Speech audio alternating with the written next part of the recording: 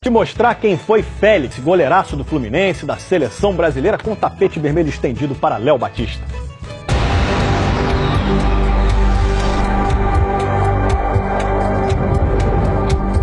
Félix Miele Venerando, um dos maiores goleiros da história do Fluminense, o número 1 da seleção tricampeã em 1970 no México.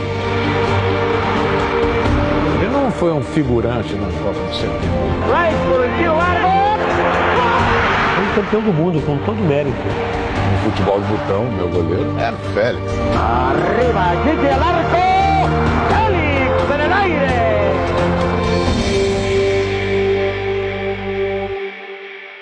Nasceu em São Paulo e começou a carreira no Nacional, um clube pequeno da capital.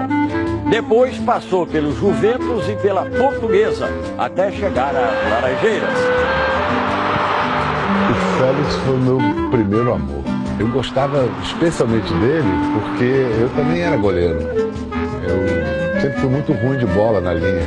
Ou me botavam na ponta esquerda ou no gol. Eu me inspirava no Félix, eu fazia as defesas e gritava Félix! Em 10 anos no Fluminense, ele conquistou 4 cariocas e a Taça de Prata, que depois foi reconhecida como Campeonato Brasileiro.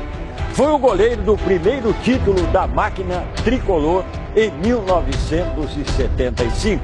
O Félix, pela importância que ele teve, principalmente como um jogador campeão do mundo, apesar do Castilho também ter sido campeão, mas o Félix foi titular na Copa do Mundo que jogou. Então eu acho que ele é uma figura de muita importância dentro da história do Fluminense.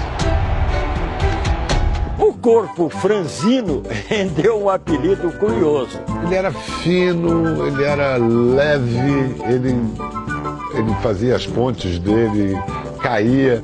Parecia que ele não ia se machucar nunca caindo da altura que fosse. Ele era muito levinho. O apelido que o Félix tinha define bem ele, era o Patel. Calmo, discreto, era um goleiro da simplicidade.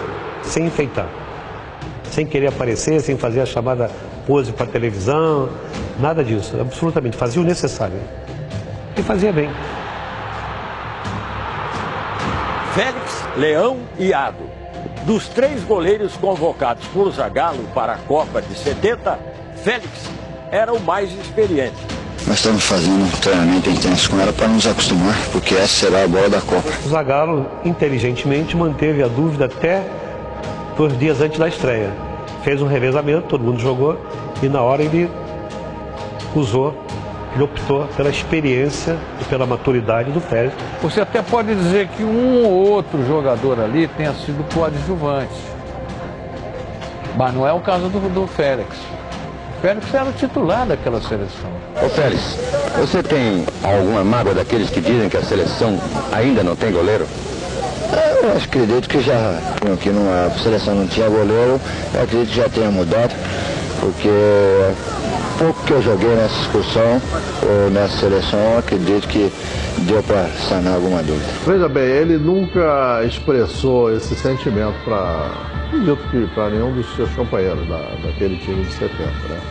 Mas nós mesmos achamos que ele foi um dos injustiçados daquele time. Na primeira fase da Copa, a vitória por 1-0 sobre a Inglaterra ficou marcada por uma das maiores defesas da história do futebol. Gordon Banks parou o Pelé.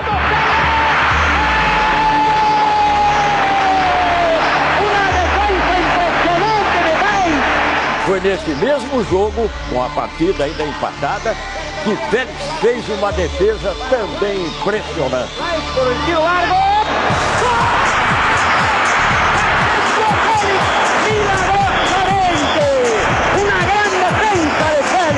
Foi muito perto, né? E o Félix, num reflexo extraordinário, defendeu parcialmente. Aí o Lee caído, né? E o Félix veio para defender de novo a bola. Ele poderia ter evitado a segunda tentativa do chute, né? Mas ele chutou e pegou aqui no queixo do Félix. Ninguém sabe o que poderia ter acontecido se a Inglaterra abre o placar, sai na frente, né? Quando nós fizemos 1-0, e os ingleses, cada um com 2 metros de altura, né? Para aproveitar os cruzamentos. Eles vieram para cima da seleção brasileira, se não fosse o Félix, eu acho que a gente não ganhava aquele jogo não, apesar do grande time que nós tínhamos. Na semifinal contra o Uruguai, a seleção vencia por 2-1 quando Félix defendeu a cabeçada de Cubillas aos 40 minutos do segundo tempo.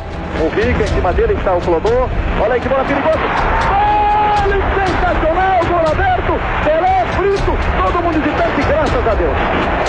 A característica do Félix era aparecer nos momentos mais dramáticos, aparecer nos momentos mais difíceis, crescer na adversidade, crescer no jogo mais duro, aí ele aparecia. O Brasil conquistou o título no Estádio Azteca contra a Itália.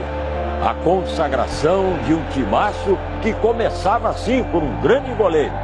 Ele deixou o futebol em 1978. Teve uma curta carreira como auxiliar técnico e treinador. Morreu em 2012, aos 74 anos. Era místico, a atuação do Félix era mística, não era física. Tiro largo! Gol!